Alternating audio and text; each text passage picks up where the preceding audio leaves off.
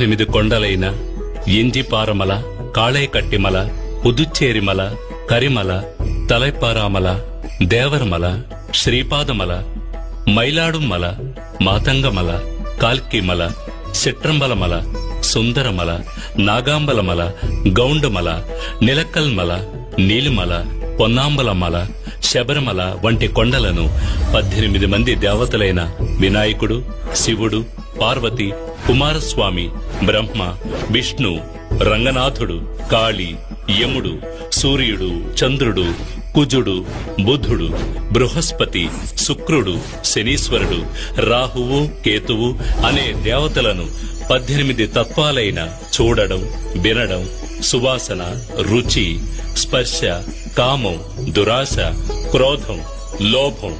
మోహం, మదం, మాత్సర్యం, డాంబికం, సాత్వికం,